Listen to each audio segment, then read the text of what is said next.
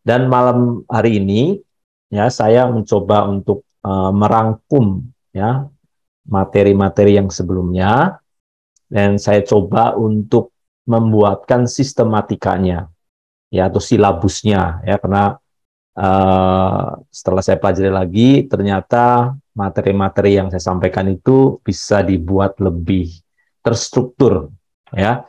Jadi saya coba merangkumkan dan memang disclaimer ya apa yang saya sampaikan ini tetap Bapak Ibu mesti cerna ya, mesti olah lagi.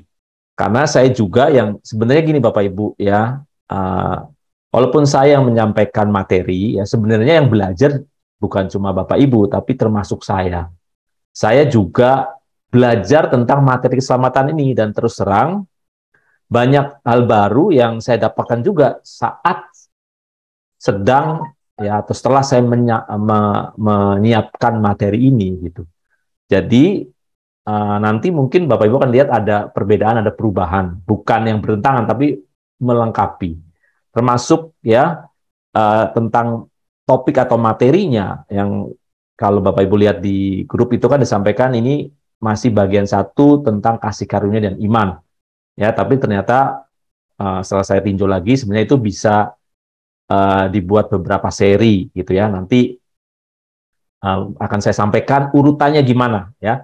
Karena Bapak Ibu ya kita kan belajar nih di sini ya. Kalau belajar itu uh, kalau kita punya sistematika berpikir, punya urutan gitu ya, punya konsep yang dari awal terus diperkuat ya, diperdalam itu membuat kita tuh penuh gitu ya, punya wawasan yang lebih luas ya. Jadi bicara keselamatan tuh memang tidak instan, tidak apa ya, saklek gitu, hanya ini gitu ya. Tapi memang harus apa namanya, punya pandangan dari berbagai sisi gitu ya. Jadi nanti gini manfaatnya kalau kita punya wawasan yang luas Bapak Ibu. Dalam kasus harian kita gitu ya, kita akan bisa punya hikmat, berhikmat ya untuk menerapkan untuk kita solve the problem di setiap kasus gitu karena kita punya banyak wawasan. Nah, Bapak Ibu, seharusnya yang saya lakukan ini apa namanya? Saya mau merangkum supaya Bapak Ibu diingatkan lagi, diurutkan lagi ya bahwa bicara keselamatan itu bukan suatu yang apa hanya sempit saja tapi cukup luas gitu ya. Tidak bisa hanya satu dua materi, satu dua bagian ya. Tapi ternyata ya bicara materi keselamatan itu bicara tentang ya sebenarnya inti kekristenan itu sendiri ya. Bahwa kekristenan itu intinya adalah membawa manusia kepada keselamatan yang sempurna yang sudah dirancangkan oleh Allah sendiri. Jadi ini adalah topik atau tema yang sebenarnya tidak akan habisnya ya, dan ini saya alami sendiri Bapak Ibu. Saya merasa waktu itu sudah cukup lama bertahun-tahun belajar materi ini tapi ternyata setelah saya dalamin lagi, saya pelajari lagi ada hal baru juga ya, ada apa namanya hal-hal kecil gitu ya, hal-hal yang belum disadari apa namanya sebelumnya yang akhirnya saya sadari dan memperkaya saya ya. Dan saya juga berharap Bapak Ibu ya, kunci ya untuk Bapak Ibu benar-benar bisa mendapatkan sesuatu ya dari materi atau ataupun dari pembelajaran yang Bapak Ibu lakukan di hal apapun itu kita harus melakukan perenungan ya, harus apa ya, kalau istilahnya saya itu kita meniru proses apa namanya proses pencernaan seperti binatang seperti sapi yaitu memamah biak ya. Tahu ya artinya memamah biak ya, sapi itu kan binatang memamah biak itu artinya memamah biak apa, sapi makan ya rumput gitu, dia dia rumputnya masuk ke pencernaan kita itu nggak langsung diproses selesai gitu, tapi kadang dia keluarkan lagi kan di mulutnya dan ngunyah. Jadi kadang-kadang kita melihat binatang sapi itu mengunyah padahal kok dia lagi nggak makan rumput gitu. Di kunyah-kunyah lagi gitu, diresap lagi supaya nutrisinya mungkin tersari lagi. Nah, demikian juga saya mendorong Bapak Ibu ya, materi yang disampaikan ya, yang di Zoom ini jangan nyelewat begitu saja ya, tapi benar-benar coba resapi lagi, perkarakan lagi. Terutama kalau ada hal-hal yang Bapak Ibu nggak paham gitu, ini area ini nggak paham gitu. Nah itu menjadi PR supaya setiap kesempatan ya coba itu di recall ya, pikiran kita recall, ingat lagi terus dipertanyakan sama Tuhan, Tuhan ini maksudnya apa? Dan saya juga mempelajari ya, saya mengalami itu ya. Seringkali kalau waktu proses belajar tahap awal, setiap khotbah atau buku, terutama khotbah ya dari seorang pengajar gitu, yang saya nggak ngerti, memang seringkali saya pikirkan, saya recall itu saat-saat ya di situasi yang rileks tuh, sedang mandi atau sedang makan tuh kadang-kadang saya recall, oh saya nggak ngerti ini maksudnya apa, dan saya menanyakan itu ya kepada Tuhan, ini apa ya maksudnya. Jadi seringkali itu muncul gitu pengertiannya, ya aha momennya istilahnya. Nah itu yang menguatkan kita. Nah ini menjadi keasikan sendiri Bapak Ibu ya, karena firman itu yang disebut firman itu hidup, itu benar-benar hidup, hidup benar-benar apa ya, menggerakkan roh kita, menggerakkan di dalam kita gitu ya. Manusia batinnya itu benar-benar bisa tergerak, bergerak dengan firman yang kita punya, kita ingat, kita recall. Ya, itu ada apa kalau kita menemukan klik gitu ya, itu seperti ada energi ya yang mendrive kita. Ya, nah, Bapak Ibu harus sama-sama kita di Zoom ini punya lifestyle seperti itu ya, lifestyle pembelajar, seorang pembelajar itu ya seperti binatang sapi itu memamah biak, punya lifestyle memamah biak. Ya, nah kenapa saya ungkapkan supaya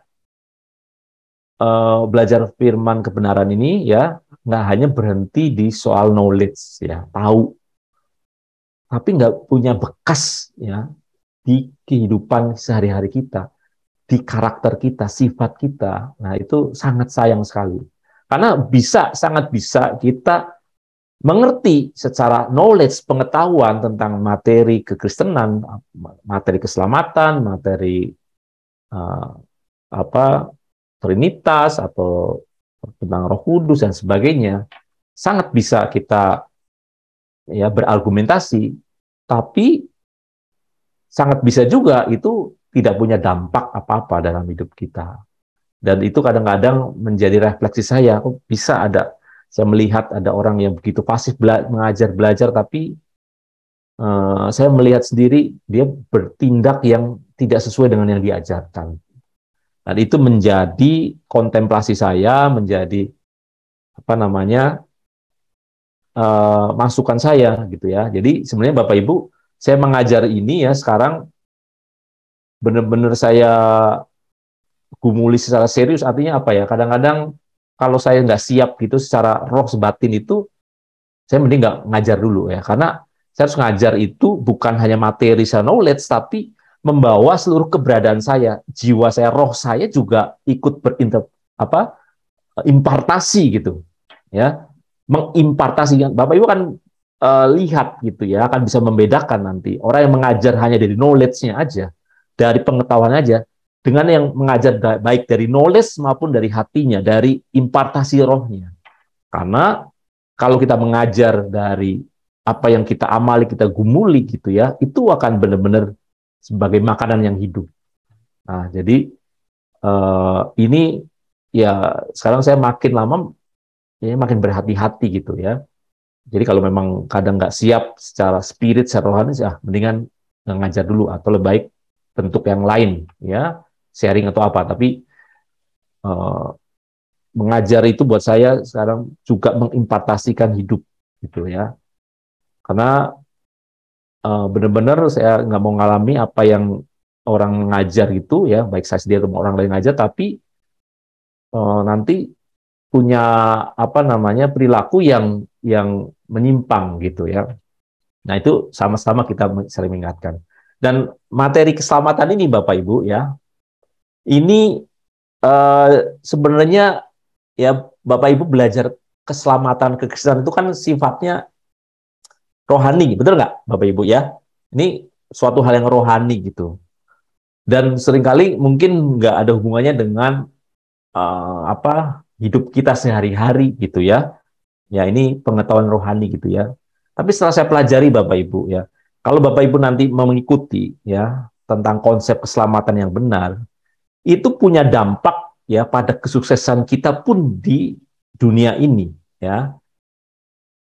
Bahwa kalau kita punya konsep yang benar tentang keselamatan ya, itu sebenarnya membawa ya dampak bagaimana kita mengatur hidup kita, bagaimana kita memandang hidup kita dan melihat ya memperkarakan kembali hal-hal praktis, hal-hal keseharian kita. Ya, kalau Bapak Ibu ingat ya, keselamatan itu kan karena kasih karunia, ya. Karena kasih karunia, tapi keselamatan itu oleh karena iman. Jadi ada 2 poin ya, 2 poin penting itu. Karena kasih karunia oleh iman. Dan ini menurut saya ini rumus ya hukum kehidupan ya. Karena kalaupun ya keselamatan itu kan sebenarnya kita bicara hasil akhir ya dari manusia untuk sampai kepada Allahnya ya. Jadi kesuksesan kita sesungguhnya ya sebenarnya kalau mengerti keselamatan kekal ini gitu ya. Tapi kalaupun kita terapkan dalam keseharian kita, kalau kita mau sukses apa namanya dalam mengerjakan sesuatu ya, kadang kita butuh kasih karunia juga ya. Oh, kalau Bapak Ibu perhatikan orang yang sukses ya, orang-orang yang secara dunia dianggap sukses itu kadang seringkali bukan karena berasal dari dia sendiri, tapi dia mendapat tanda kutip kasih karunia atau dapat jalan pintu kesuksesan ya. Ada jalan, ada pintu, ada pertolongan yang dia terima ya. Bapak Ibu kalau lihat penuh-penuh besar atau pengusaha yang sukses atau apa, itu sebenarnya ada pertolongan yang kadang dia ceritakan atau tidak gitu. Ada kasih karunia tanda kutip ya, ada pintu yang dibukakan ya. Tapi bukan hanya berhenti di pintu yang dibukakan atau kesempatan yang diberikan. Orang bisa mengalami sukses itu kalau dia meresponi ya. Dia ada tindakan respon terhadap pintu yang dibuka. Ya, coba Bapak Ibu perhatikan kisah-kisah sukses penemu-penemu hebat, ya, pengusaha atau siapapun idola Bapak Ibu atau yang Bapak Ibu perhatikan, ya, tidak bisa ya orang mengklaim suksesnya dia itu karena berhasil dari dia sendiri. Pasti ada satu momen, satu titik di mana orang itu sebenarnya mengalami pertolongan yang kalau nggak ditolong di situ atau nggak dibukain pintunya itu dia nggak akan bisa. Ya.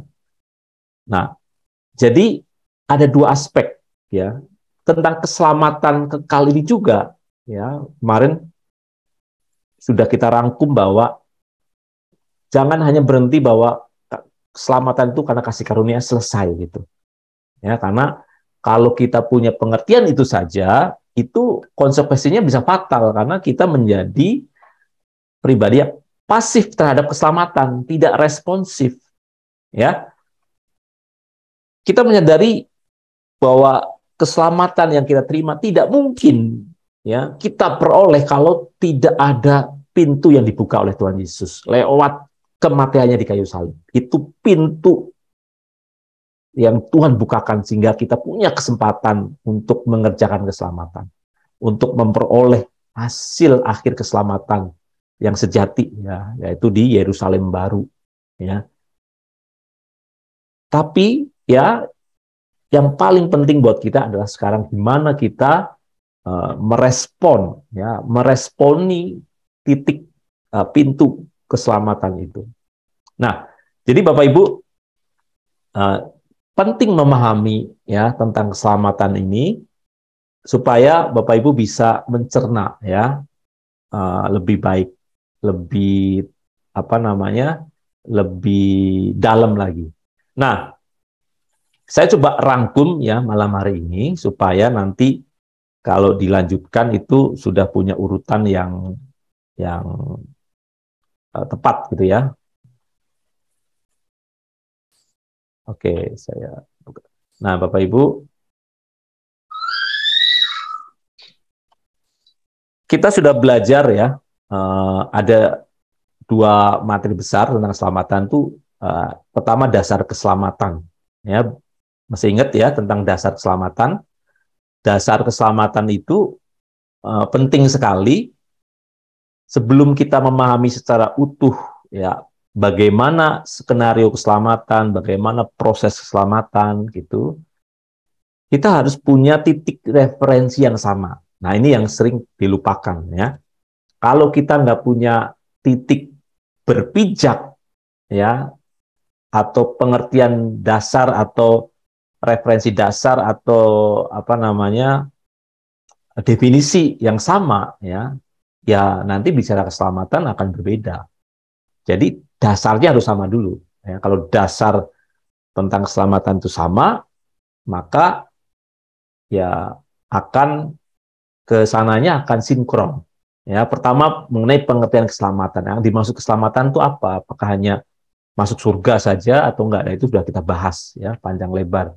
Pengertian keselamatan umat perjanjian lama itu berbeda sekali dengan umat perjanjian baru. Ya, apa yang disampaikan Tuhan Yesus itu sebenarnya melengkapi pengertian yang dipahami ya oleh umat perjanjian lama. Perjanjian lama soal ngomong keselamatan itu titik fokusnya apa? Tentang pemenuhan kebutuhan jasmani, keselamatan dari hal-hal dunia ya jasmani gitu. Tidak gagal panen, selamat dari serangan musuh, ya, selamat dari bencana, ya, seputar kenyamanan, keamanan dia hidup di bumi, ya. Dan itu memang tahapan juga, ya, karena tidak bisa manusia langsung dibawa kepada pengertian yang sempurna sesungguhnya, karena itulah hukum kehidupan, hukum proses namanya, dibawa satu-satu. Nah, di dasar keselamatan kita sudah belajar apa, Bapak Ibu? Ya, ada 3 kebenaran yang saya pahami itu sebagai modalitas kita untuk memahami ya keselamatan itu. Pertama, ya kita harus tahu kebenaran mengenai manusia sebagai objek keselamatan. Jadi kita belajar mengenai objek keselamatan. Kenapa? Kalau bicara keselamatan itu kita nggak berangkat dari titik objek keselamatan, titik manusia sebagai objeknya, ya yang diselamatkan kan bukan binatang, bukan siapa, tapi manusia. Jadi harus tahu manusia itu apa, manusia itu bagaimana, ya manusia itu diciptakan itu tujuannya apa, bagaimana manusia diciptakan itu harus tahu gitu soal seputar penciptaan manusia. Nah di sini di materi ini kita sudah belajar bahwa manusia diciptakan segambar dan serupa dengan Allah sendiri, ya.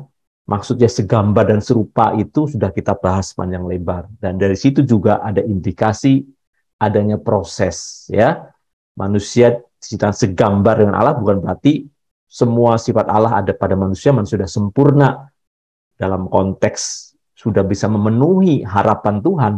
Ternyata ada pengertian, ya, ada tafsiran Selem dan Nemut, ya.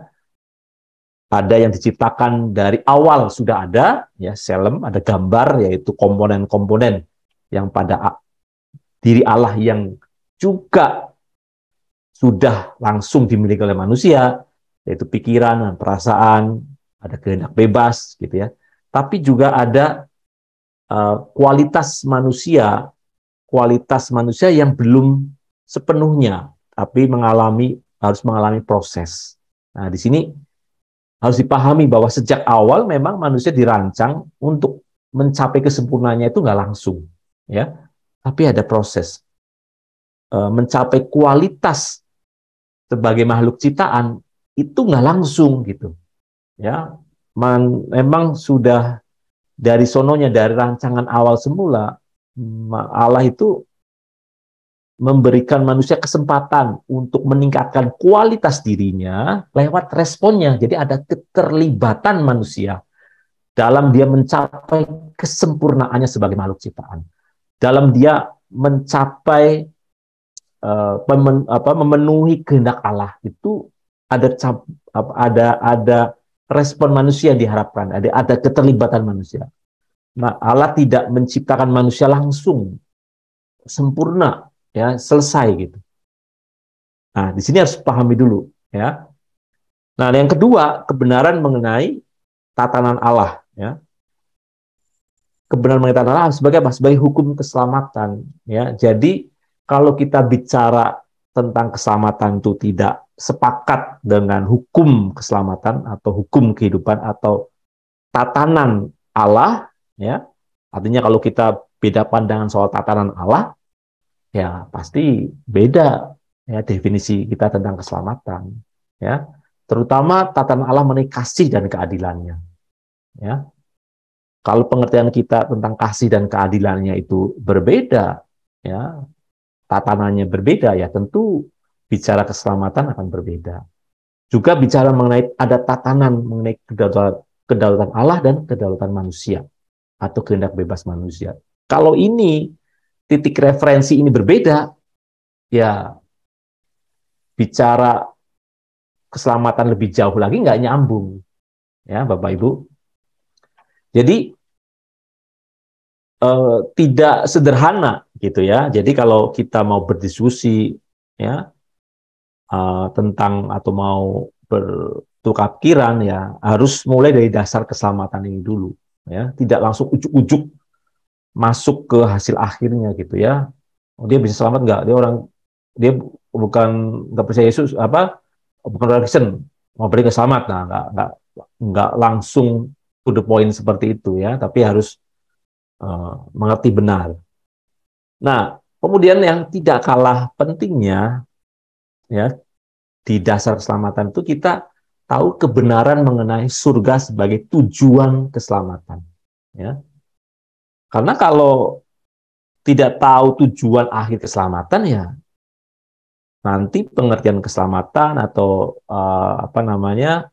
proses keselamatan yang dijalani kita ya akan berbeda pengertiannya, ya. Jadi perlu tahu sebenarnya Tuhan bicara apa, ya, Alkitab ngomong apa soal kehidupan di surga sebagai tujuan akhir keselamatan. Nah, kalau tiga kebenaran ini ya Bapak Ibu sudah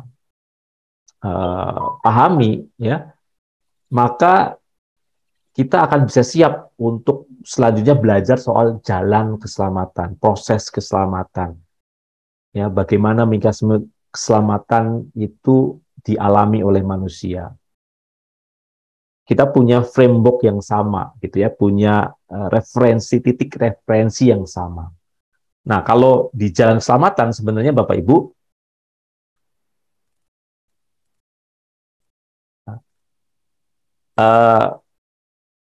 sejauh ini ada 4 seri sebenarnya, ya, yang sudah dipelajari, walaupun judulnya sama kemarin saya rangkum, ya, seri 1 sampai 4 itu memang bicara kasih karunia dan iman. Tapi sebenarnya ada 4 seri yang sudah kita bicarakan. Yang pertama itu mengenai peta jalan keselamatan di masa lalu, ya. Ini kita masih ingat ya, jalan keselamatan di masa lalu itu materinya apa? Itu bicara bagaimana rancangan awal Allah gitu dari semula tentang keselamatan itu dimulai dari, ya, Taman Eden, ya.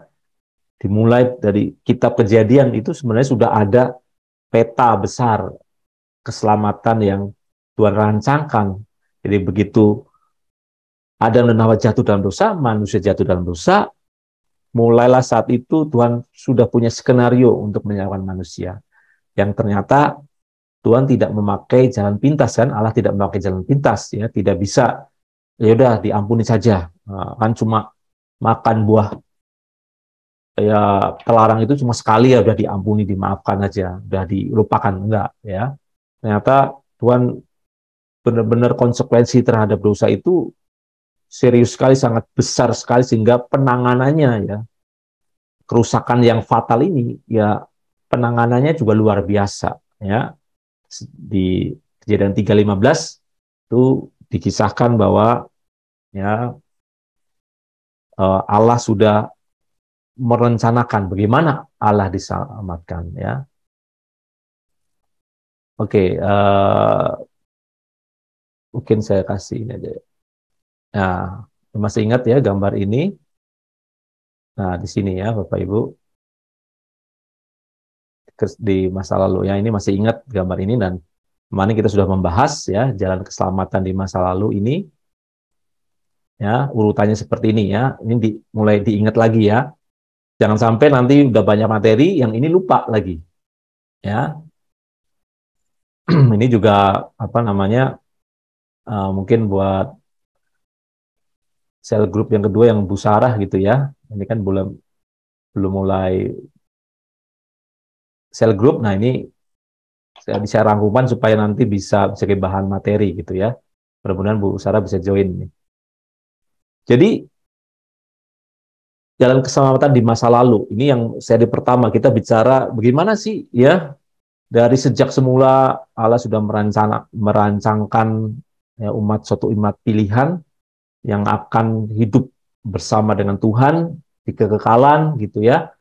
Tuhan benar-benar apa ya, menciptakan manusia bukan sebagai objeknya saja yang harus nurut apa. Ternyata manusia itu memang dicipta segambar dan serupa, jadi ada komponen Allah karena supaya seimbang gitu, bisa mengimbangi Allah ya, bisa menjadi rekan sekerja, berarti harus mengimbangi, nggak hanya uh, makhluk yang disetel baru dia nurut gitu ya, baru dia melakukan, tapi makhluk yang penurutannya kepada Allah itu berasal dari dirinya sendiri ya. Nah, Allah sejak semula sudah merancangkan itu, dia menciptakan Adam dan Hawa, tapi ternyata ya Adam dan Hawa jatuh dalam dosa gitu ya. Nah, jadi sejak awal kita sebenarnya belajar kehidupan Adam dan Hawa itu, belajar bahwa manusia ya untuk menjadi sempurna seperti yang dikehendaki Allah itu juga lewat proses gitu ya, lewat tahapan demi tahapan ya. Nah, tapi sayang waktu Adam dan Hawa diproses Tuhan untuk mencapai kesempurnaannya sebagai makhluk ciptaan yang bisa memahami seutuhnya maksud dan kehendak Allah, ternyata dia jatuh, dia kalah oleh godaan iblis gitu ya. Tapi Allah punya skenario ya, Allah sangat mengasihi, makanya ada di Yohanes 3:16, karena begitu besar kasih Allah akan dunia ini sehingga dia mengaruniakan anaknya yang tunggal. Nah, ini baru bicara Allah ya, karena begitu mengasihi manusia sehingga dia merencanakan satu skenario penyelamatan yang luar biasa, yang itu melibatkan mungkin apa ya, hal yang paling berarti ya dari diri Allah, yaitu dia harus melepaskan anak yang tunggal ya sebagai firman-Nya, sebagai uh, juru bicaranya. Firman Allah itu harus dilepaskan untuk demi keselamatan manusia. Jadi sungguh sungguh suatu yang nggak bisa kita anggap remeh gitu, nggak bisa take it for granted ya anugerah keselamatan itu. Nah, kemudian dari situ mulai saat manusia jatuh dalam dosa ya, tidak langsung setelah kan skenario keselamatan dijalankan ya. Manusia pernah ada di dalam momen kerajaan maut ya, ada dalam penguasaan kerajaan maut. Sebelum Tuhan Yesus ya mengenapi ya, mengorbankan diri sebagai korban penebusan, manusia itu ada dalam apa namanya ya, cengkraman ya, saya bilang cengkraman kerajaan maut, yang kalau tidak ada pertolongan Tuhan itu sudah pasti meluncur kepada kebinasaan ya. Nah, ini skenario seperti itu ya.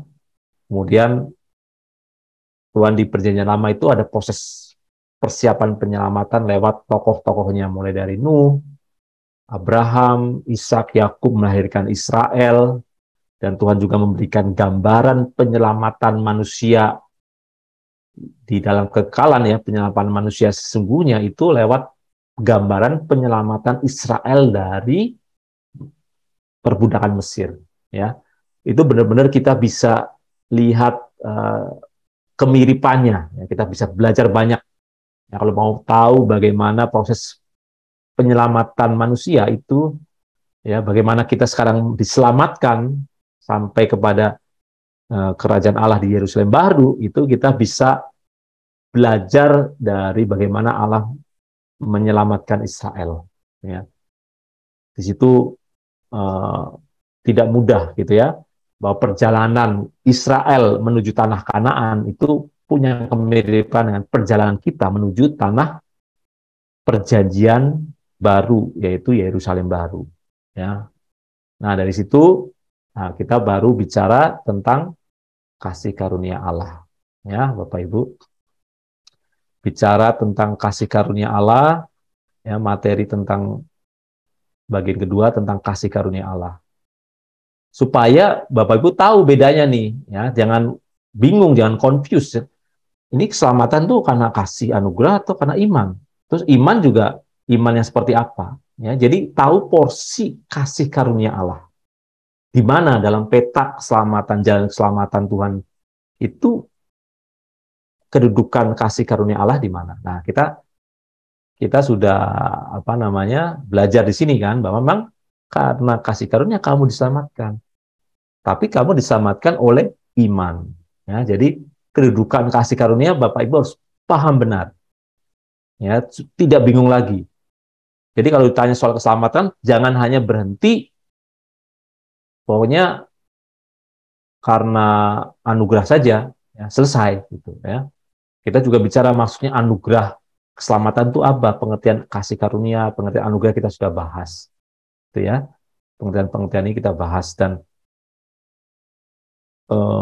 maksud kasih karunia Allah yang adalah pengorbanan Yesus di kayu salib sebagai korban penebusan, ya, sebagai pendamaian dengan Allah, kita sudah bahas. Jadi bisa meletakkan, ya, kasih karunia Allah, anugerah keselamatan itu di mana, gitu.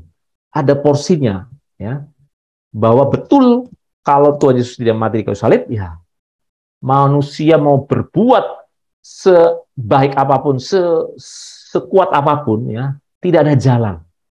Tidak ada jalan untuk menuju keselamatan. Tadi, ya, harus ada pintu yang dibukakan. Harus ada jalan yang dibangun, ya, supaya manusia bisa mencapai tujuan keselamatannya. Nah, di sini kita sudah belajar, Bapak Ibu, bahwa apa, ya, kedudukan dari kasih karunia Allah itu, ya. Kasih karunia Allah itu sebagai salah satu fasilitas keselamatan, ya. Kita bicara bahwa Tuhan memfasilitasi keselamatan dari perjanjian lama sampai perjanjian baru, bahkan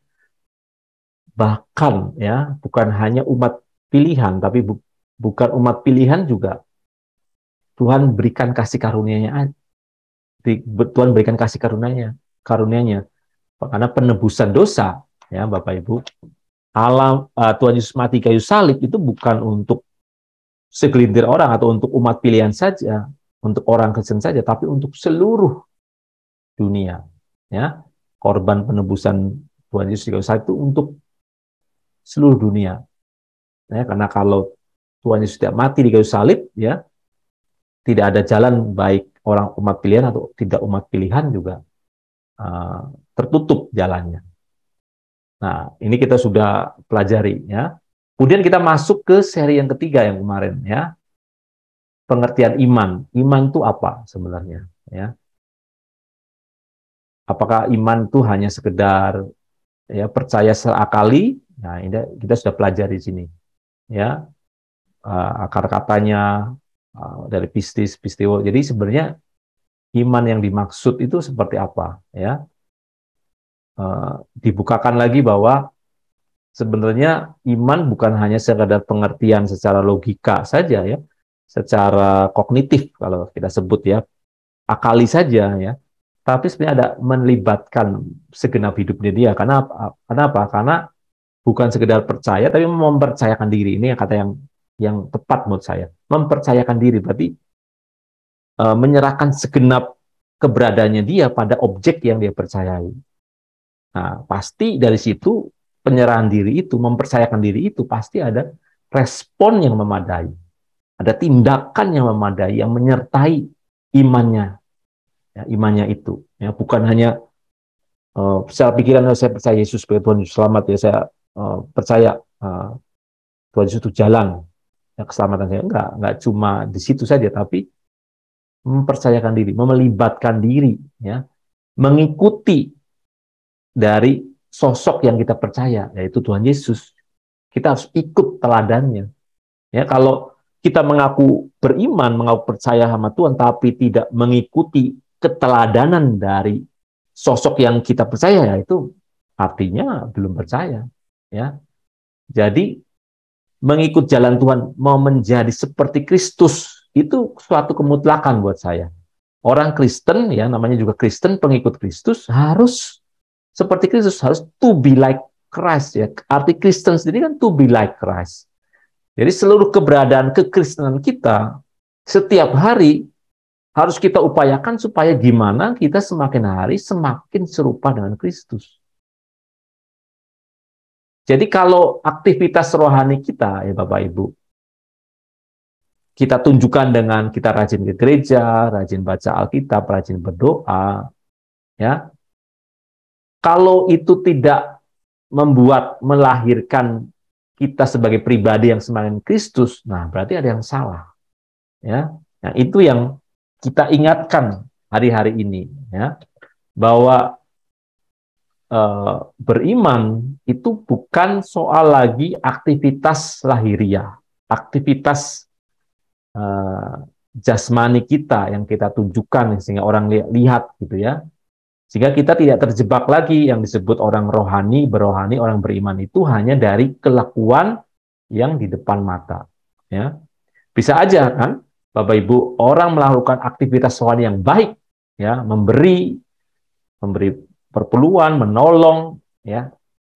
Tapi itu bukan dari tindakan iman karena motivasi di dalamnya ternyata ingin pengakuan, ya, ingin penghormatan, orang menolong orang lain, ya, atau memberi sumbangan. Kalau dari motivasi ingin dihormati, ingin dihargai, nah itu sudah tidak benar, gitu ya, meleset, ya, itu bukan tindakan iman yang benar. Nah, di situ kita sudah belajar ya. Beriman itu bicara iman itu bicara soal keberadaan kita sepenuhnya, kepenuhan keberadaan kita, jiwa, bukan hanya tindakan fisik tapi pikiran, akal budi, ya, hasrat kita itu terlibat. Jadi kalau hanya melibatkan seputar aktivitas pikiran, ya, itu tidak bisa dikatakan benar-benar beriman. Nah, ya itu yang di seri 3 ya, di bagian 3 yang kita belajar kemarin ya, apa itu iman dan seterusnya. Ya, di sini juga ini gambar ini apa namanya? Sudah pernah saya jelaskan ya bahwa iman itu sebenarnya bentuk dari respon ya akan anugerah ya. Respon tanggung jawab kita terhadap anugerah. Anugerah keselamatan, setiap anugerah, namanya anugerah itu pasti menuntut pertanggungjawaban, menuntut tanggung jawab. Salah satu bentuk tanggung jawab kita adalah meresponi, ya. Nah, respon itu ya disebut iman, ya. Jadi saya memahami mau nggak mau kita itu memang harus beriman dalam konteks kita harus meresponi, ya, anugerah keselamatan yang Tuhan berikan.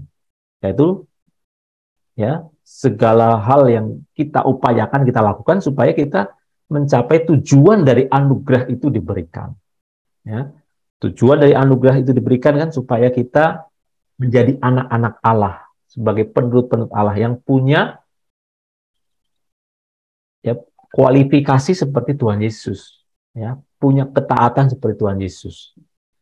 Nah, itu kita harus responi, kita harus bergerak ke arah itu, yang dimana respon iman itu tidak bisa terjadi otomatis atau itu hanya berasal dari tindakan sepihak Allah, tapi menuntut ya dari dalam diri kita ya, untuk keluar, untuk doing something ya, untuk bertanggung jawab, untuk memberikan respon yang memadai ya Bapak Ibu.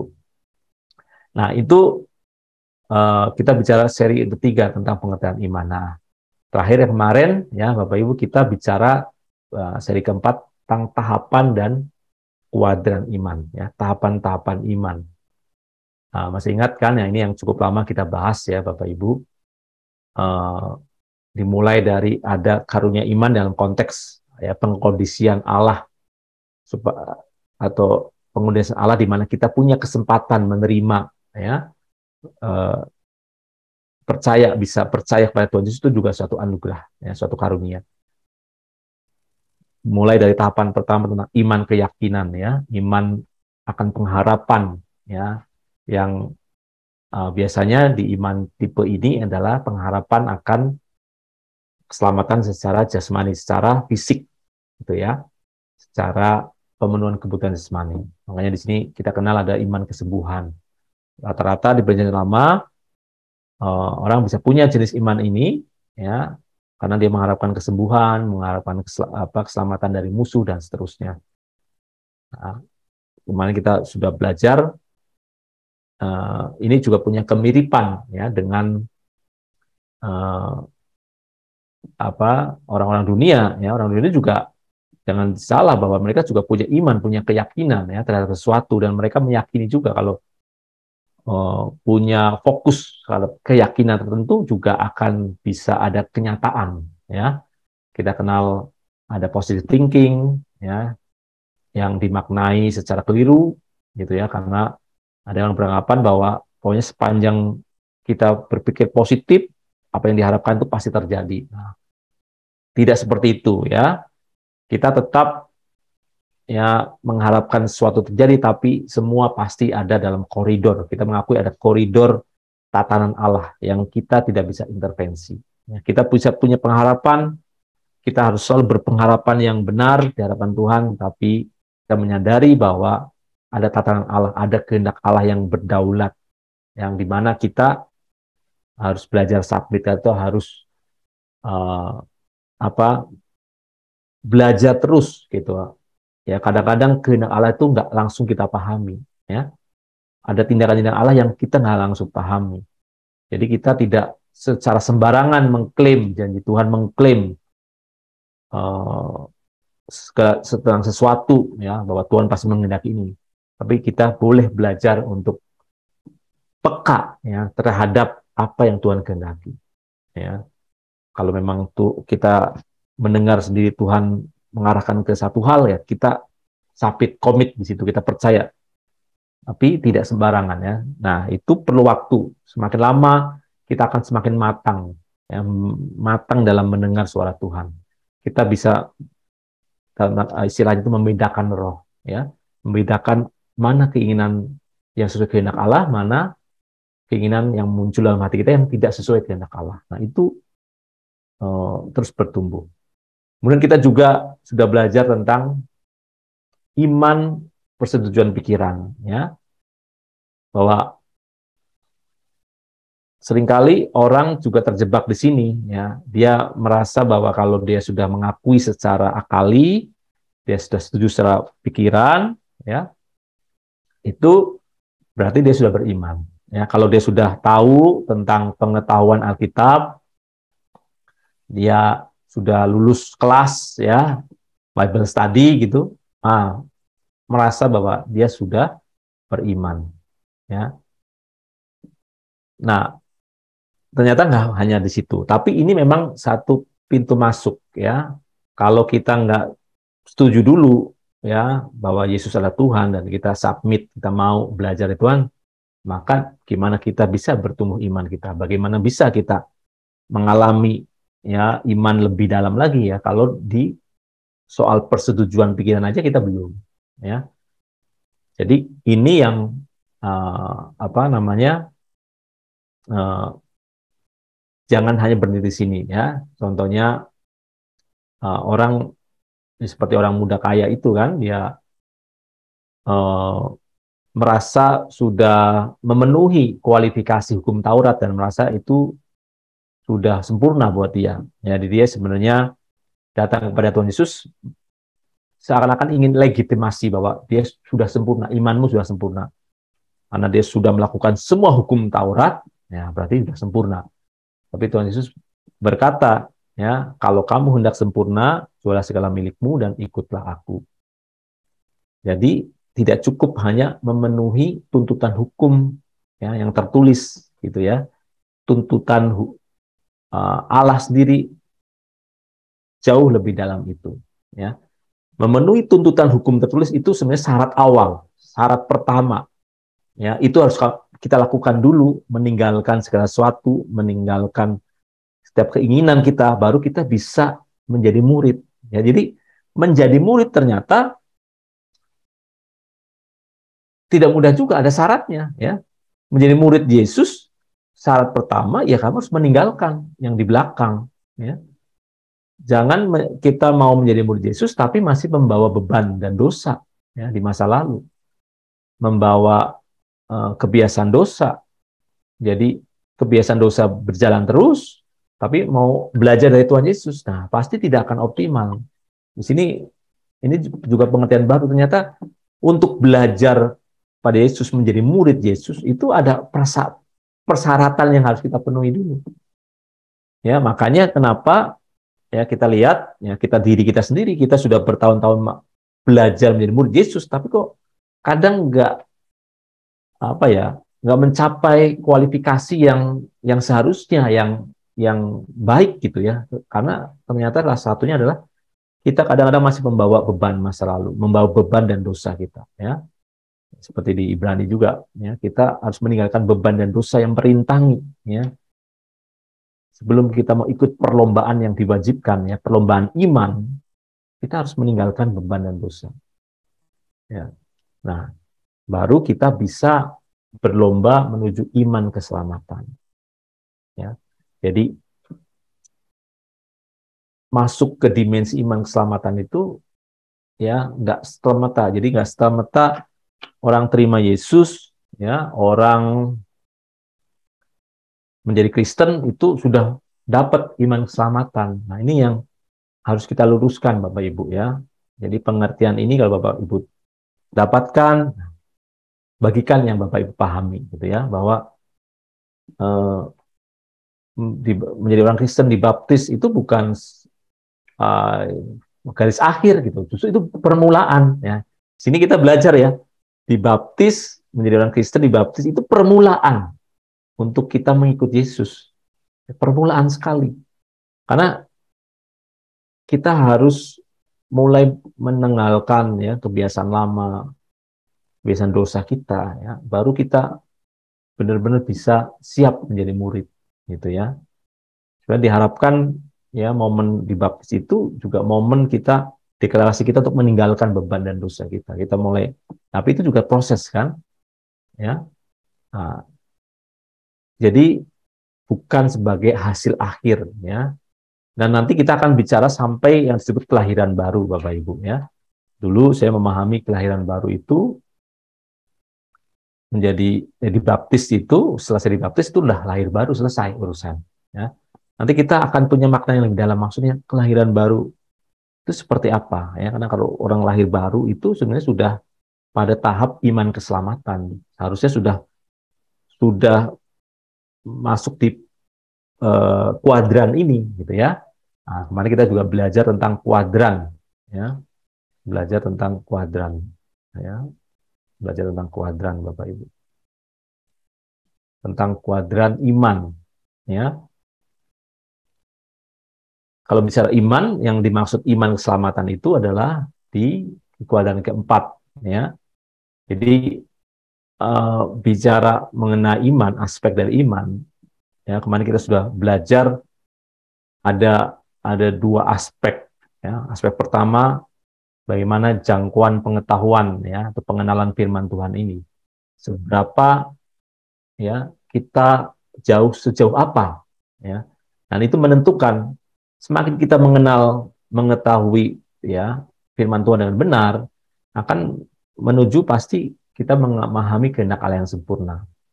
Di aspek lain ya, iman juga menuntut adanya kemampuan ketaatan kita, kemampuan penurutan kita ya, respon tindakan kita. Jadi kalau iman keselamatan itu ya bertemu pada satu titik di mana kita punya pengenalan firman Tuhan yang memadai ya di kuadran 4 ini. Kemudian kita punya kemampuan penurutan ya yang memadai juga ya. Ada di area ini ya yang di sini dianggap kita sudah cukup meninggalkan beban dan dosa sehingga cukup bisa diajar Tuhan sebagai muridnya untuk mengarungi iman keselamatan. Jadi iman keselamatan juga bukan titik juga, itu suatu proses perjalanan juga. Nah, itu yang harus Bapak Ibu pahami ya. Jadi di kuadran ini kan ada yang titik di sini, ya, ada titik di sini gitu. Mungkin sama-sama masuk di kuadran 4, tapi Bapak Ibu titik mana? Gitu. Ya. Jadi kalau titiknya di sini, kita harus terus berjalan ya sampai benar-benar sempurna sesuai yang Tuhan mau dalam hidup kita. Jadi jangan cuma berhenti ya, oh udah masuk kuadran 4 lah selesai. Enggak, tapi bertumbuh terus sampai mentok gitu ya. Selama kita punya nafas, selama kita hidup di bumi, berarti Tuhan menghendaki kita berjalan dalam kuadran iman. Ya, dalam kuadran 4 ini, dalam kuadran iman keselamatan ini. Nah, kemarin saya mengajak Bapak Ibu juga untuk refleksi ya, untuk refleksi ada di titik mana ya sekarang ini Bapak Ibu. Ya, iman Bapak Ibu seberapa Bapak Ibu sudah mengenal firman Tuhan ya. Ya, dan seberapa Bapak Ibu sudah punya kemampuan ya, kemampuan menuruti kehendak Tuhan itu ya. Seberapa Bapak Ibu mentaati apa yang Bapak Ibu tahu ya. Jangan sampai kita ada di kuadran kedua yang knowledge-nya banyak ya, mengenal ya Alkitab dengan baik gitu ya, tapi tidak diimbangi dengan ketaatannya terhadap apa yang dipelajari ya. Di area 2 ini juga jebakan ya, jebakan buat terutama kalau buat saya pribadi sebagai orang akademis gitu ya, orang yang secara formal belajar atau uh, yang mengetahui Alkitab ya. Ini challenge atau peringatan juga ya. Jangan banyak tahu ya, tapi nggak ada ketaatannya. Ketaatannya masih rendah. Ya. Nah, itu menjadi sia-sia juga. Itu juga bukan iman yang benar, gitu ya. Tidak bisa disebut sebagai iman keselamatan. Atau sebaliknya, di kuadran ketiga, ya, kita punya ketaatan, punya apa namanya, benar-benar hati kita tuh bisa taat gitu ya, tapi tidak diimbangi dengan pengetahuan dan pengenalan firman. Jadi nanti akibatnya bisa iman buta, iman yang buta ya, blind faith nanti. Ya, ini kita hanya taat saja mau ngikut ya, tapi nggak tahu apa yang diikuti.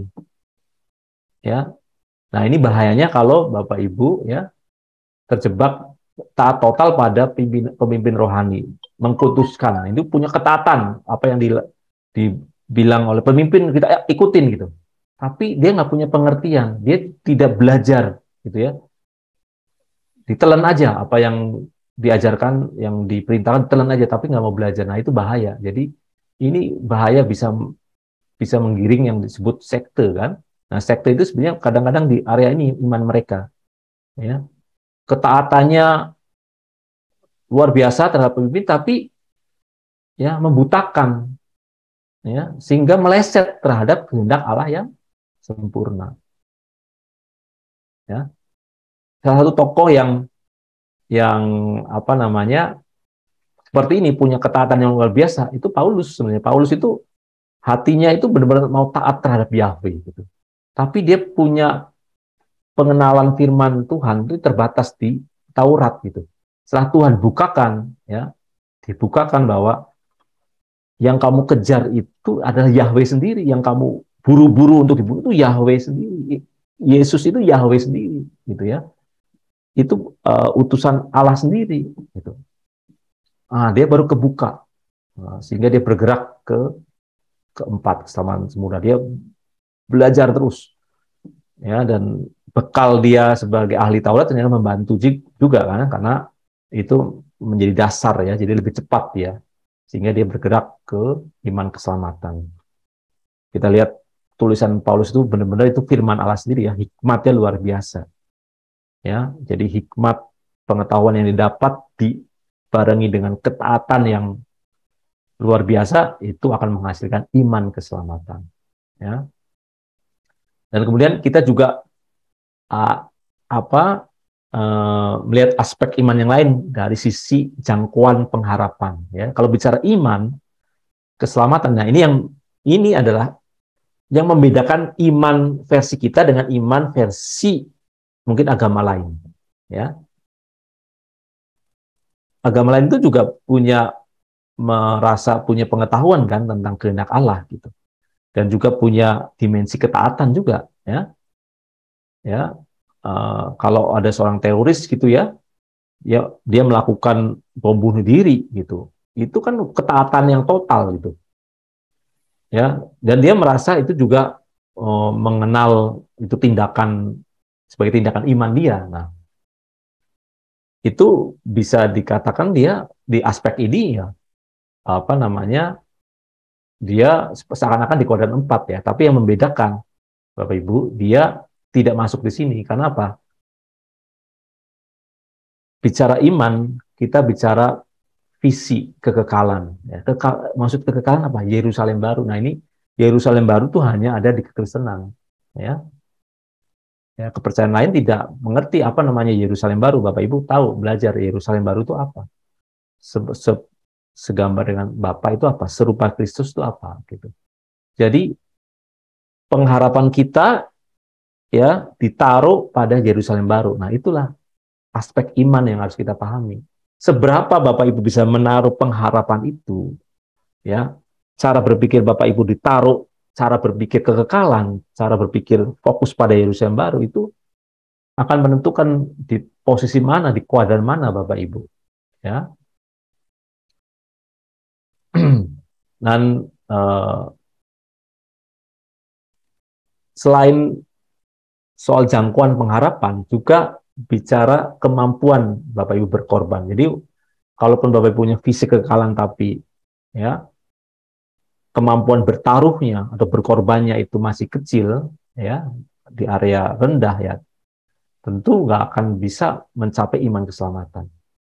Jadi, dalam aspek iman keselamatan ini, ya, selain Bapak Ibu harus punya visi kekekalan, visi mencapai Yerusalem baru, ya, memerintah bersama Kristus ya di Yerusalem baru, Bapak Ibu juga harus memperhatikan seberapa Bapak Ibu bisa, kita semua ya termasuk saya, mau bertaruh, mau berkorban, mau apakah sudah segenap hidup apa belum.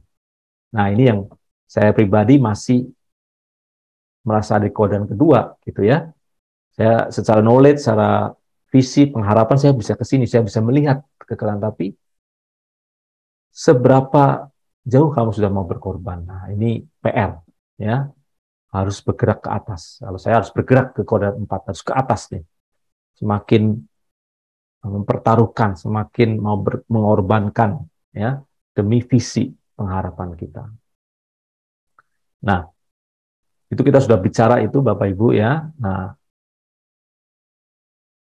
sekarang ini ya Bapak Ibu, kita akan masuk ke seri kelima, yaitu soal natur iman ya. Natur iman atau karakteristik iman. Supaya Bapak Ibu memahami kalau orang yang disebut beriman itu ya, itu harus punya ciri khas apa sih ya, punya apa sifat-sifat apa itu ya.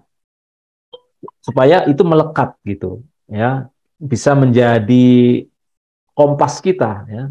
Kita sudah beriman yang benar nggak ya? Kalau sifat-sifat natur iman itu nggak kita punyai gitu ya, ya jangan berharap ya kita punya iman yang benar ya.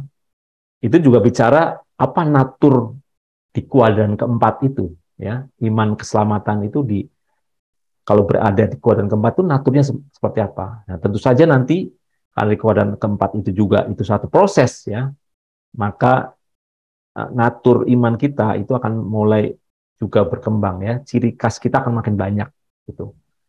Mencapai kesempurnaan yang Tuhan kehendaki. Nah, jadi Bapak Ibu ya bicara soal keselamatan ya, sekali lagi ini yang kita selama ini sudah pelajari ya, itu saya harap Bapak Ibu bisa melihat nih benang merahnya ya, garis besarnya gitu ya, arahnya kemana ya, mulai dari Bapak Ibu sudah belajar tentang dasar keselamatan, ini ada 4 seri tentang dasar keselamatan, kemudian masuk ke wilayah jalan keselamatan, masuk ke bagaimana proses keselamatan itu ada tahapan-tahapannya juga ya. Harus tahu nih peta keselamatan di masa lalu yang Tuhan rancang seperti apa. Harus tahu pengertian kasih karunia Allah yang benar. Harus tahu pengertian iman yang benar. Harus tahu tentang tahapan iman ya, kuadran iman. Dan nanti ya besok akan saya lanjutkan, kita mulai masuk seri kelima tentang uh, natur iman. Jadi Bapak Ibu, skenario ini ya, silabus ini juga ya nggak langsung saya dapat. Jadi mohon maaf ya kalau nggak langsung, karena terus terang ini juga saya baru belajar ya. Jadi sekali lagi ya Bapak Ibu, kita di sini sama-sama belajar dan saling melengkapi. Jadi kadang apa yang materi yang didapat, yang saya ajarkan ini juga dapat masukan-masukan dari Bapak Ibu semuanya, dan itu melengkapi supaya pengertian kita ya tentang kebenaran itu semakin utuh ya. Dalam konteks ini kita belajar tentang keselamatan itu kita bisa benar-benar dari berbagai sisi ya kita bisa memahaminya, sehingga ya dalam praktek sehari-hari kita makin kaya, kita makin berhikmat ya, dalam kasus apapun kita ya punya bekal ya untuk meresponi dengan baik. Oke, mungkin dari saya itu dulu Bapak Ibu ya, kita lanjutkan besok ya, mulai dengan seri kelima yaitu tentang natur iman. Demikian saya serahkan lagi kepada Pak Lepri ya, mungkin untuk tanggung jawab ya, rangkuman tentang materi kesamaan ini. Kalau ada yang masih mau ditanyakan, silahkan. Thank you.